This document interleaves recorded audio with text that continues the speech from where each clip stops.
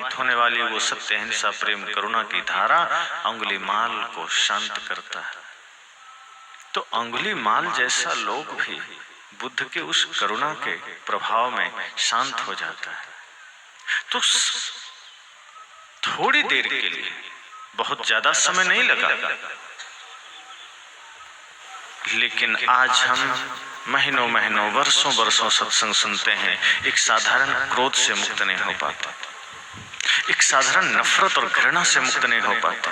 आज हमारा समाज न जाने कितने नफरत और घृणा के दीवारों से घिरा हुआ है। आज हमारा समाज, आज हमारा परिवार न जाने कितने ईर्ष्या द्वेष की अग्नि में जल रहा है, और हम सत्संग कर रहे हैं पर उस सत्संग का प्रभाव नहीं हो रहा। सत्संग की सौम्यता, सत्संग का ज्ञान हमारे भीतर के उस हलचल को शांत करने में असमर्थ क्यों हो रहा है? हमारे जीवन की व्याकुलता को शांत करने में सत्संग असमर्थ क्यों हो रहा है? सत्संग तो गलत नहीं हो सकता, हमारी तैयारी में गलती हो सकती है, हमारी जिज्ञासा में गलती हो सकती है। अगर हमें प्यास वाकई में लगी है तो हम पानी की खोज जरूर करेंगे, और यदि हम प्यास को जानते ही नहीं हैं, प्यास लगी हो और प्यास का ज्ञान नहीं हो, तो हम कभी पानी की खोज नहीं करेंगे। और सच तो यह है कि जो व्यक्ति वाकई में प्यासा है वो पानी के संबंध में कुछ भी जानना नहीं चाहता, वो सिर्फ पानी खोजना चाहता है कि कहीं पानी मिल जाए। आज हम बाकी सब कुछ करना चाहते हैं, बस सत्संग को जीना नहीं चाहते हैं। सत्संग के बारे में जानना तो चाहते हैं, शास्त्रों के बारे में जानना तो चाहते हैं, ध्यान के बारे में जानना तो चाहते हैं, पर ध्यान को जीना नहीं चाहते, सत्संग को जीना नहीं चाहते हैं। अब सत्संग को जानने से जीने में कोई अर्थ थोड़े छिपा है कि जान लिया और जिया ही नहीं तो क्या मतलब है।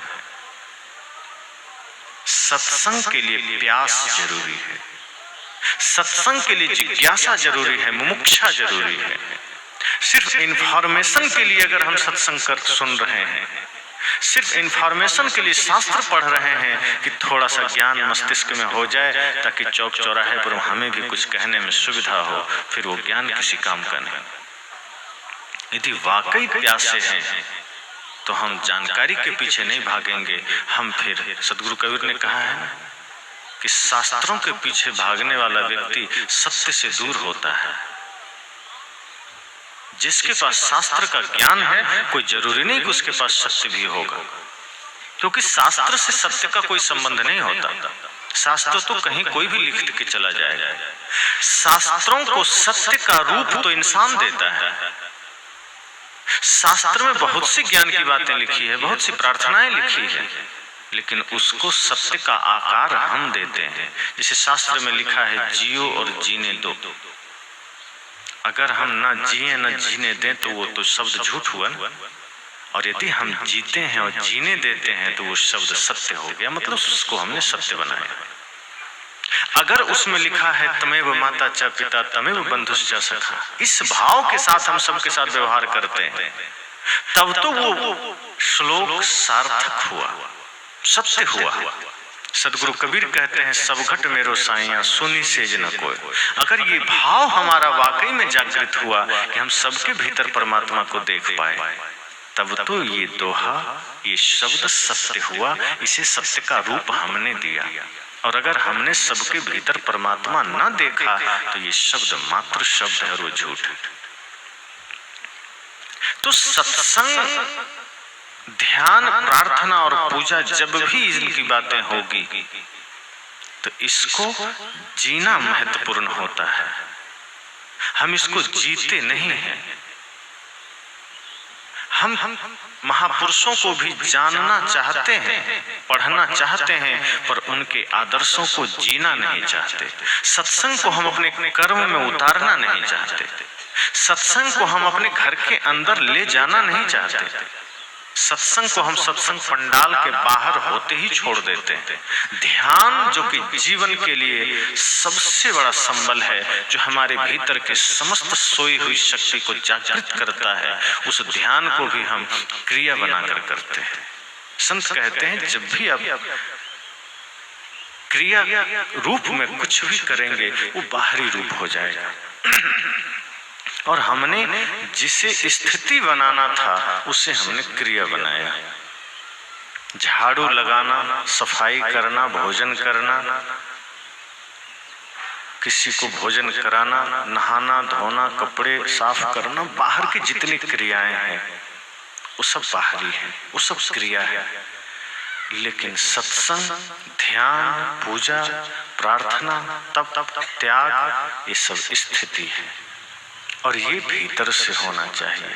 इसको हम बाहर से करने लगे कि 1 घंटा कर लिया, 2 घंटा कर लिया, 3 घंटा कर लिया, पर उस 2 घंटे के सत्संग से बदलाव क्या आया? यदि 2 घंटा सत्संग हम कर रहे हैं, वो 2 घंटा अगर आपके 22 घंटे को सुंदर ना बना सका तो वो 2 घंटा व्यर्थ ही तो हुआ।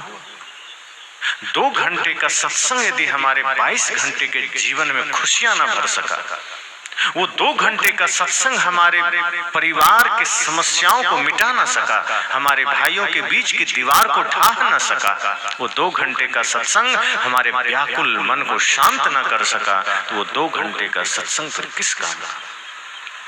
1 घंटा ध्यान करें और उस 1 घंटे के ध्यान के परिणाम में अगर हृदय में प्रेम जागृत ना हुआ, करुणा ना जगी, सत्य जागृत ना हुआ, बल्कि ध्यान क्रोध को जागृत कर रहा है, अहंकार को जागृत कर रहा है, तो ऐसे ध्यान से क्या फायदा? जो ध्यान हमारे अहंकार का कारण बने, जो दान हमारे अहंकार का कारण बने, जो सेवा, जो पूजा, जो प्रार्थना हमारे अहंकार का कारण बने, इसका मतलब है हमने उसके स्वरूप को नहीं जाना, हमने सिर्फ क्रिया रूप में किया है।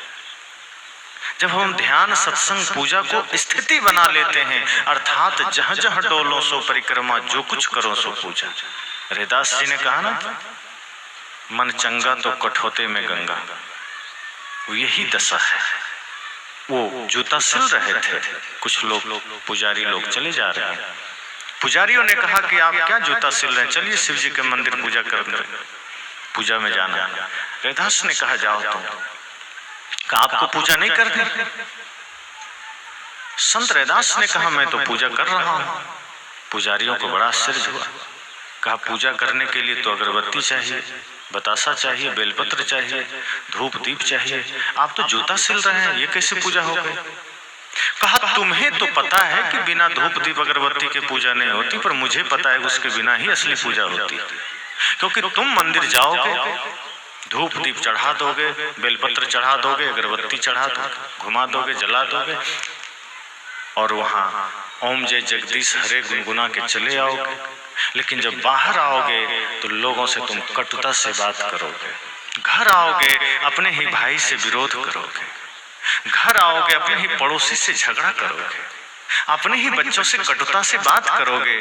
इसका मतलब है कि तुमने मंदिर में से ढोंग किया था, बाहर उसका कोई भी ढंग तुम्हारे साथ नहीं।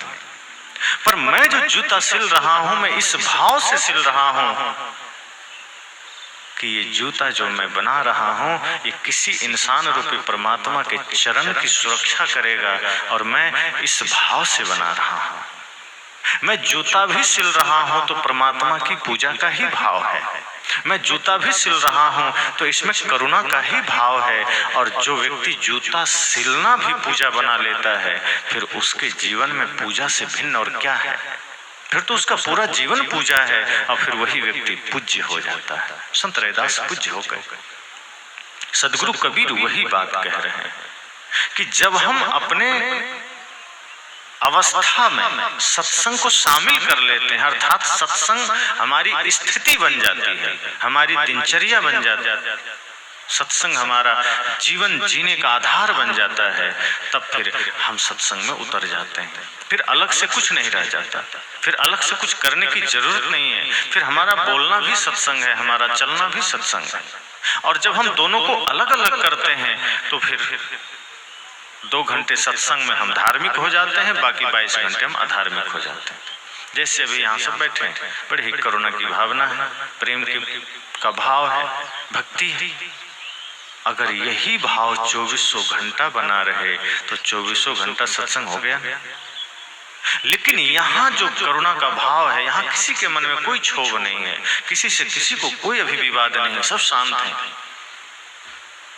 यही शांति जो इस सत्संग से मिल रही है, अगर यही शांति 2400 घंटे हो जाए तो समझिए जीवन में हम कितने परम आनंद को अनुभव करेंगे। पर होता क्या है कि अनुकूलता में तो हम ठीक रहते हैं, प्रतिकूलता में हमारा ध्यान, हमारा सत्संग सब चौपट हो जाता है।